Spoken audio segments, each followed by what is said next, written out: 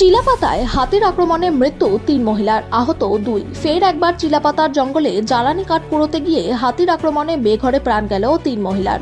আশঙ্কাজনক অবস্থায় আহত এক মহিলাকে চিকিৎসার জন্য পাঠানো হয়েছে আলিপুরদুয়ার জেলা হাসপাতালে। বৃহস্পতিবার আনুমানিক দুপুর ২টো নাগাদ ওই দুর্ঘটনাটি ঘটে জলদাপাড়া জাতীয় উদ্যানের চিলাপাতা রেঞ্জের বানিয়া ৫ নম্বর কম্পার্টমেন্টের গভীর জঙ্গলে। মৃতা ও জখম প্রত্যেকের বাড়ি কালচিনি ব্লকের দক্ষিণ মেন্দাবাড়িতে।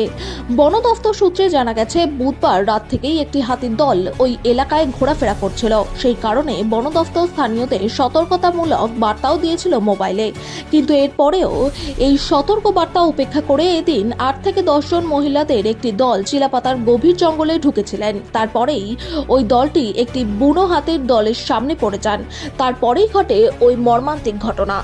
সঙ্গীতের হাতির কবলে পড়তে দেখে বাকিরা পালিয়ে গ্রামে গিয়ে খবর দেয়। ঘটনার কথা জানতে পেরেই জলদাপাড়া বন বিভাগের বন আধিকারিক ও বনকর্মীরা ওই আক্রান্ত মহিলাদের উদ্ধার করতে ঝাঁপিয়ে পড়েন। খবর যায় থানায়, কিন্তু বনকর্মী ও পুলিশ ঘটনাস্থলে পৌঁছানোর আগেই বুনো হাতির হানায় মৃত্যু হয় চান্দামণি ওরাও, বয়স ৬০, শুকুরমণি লোহার, বয়স ৫৫ ও রেখা বর্মনের, বয়স ৫০।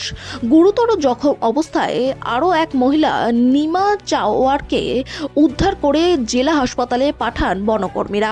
জখম ওই মহিলার হাত ও পা ভেঙে গুঁড়িয়ে দিয়েছে।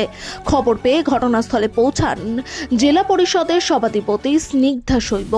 ওই ঘটনার রেশ কাটতে না কাটতেই ফের ওই এলাকায় আবার হাতির দল আক্রমণ করে ২ বাইক আরোহীর ওপর।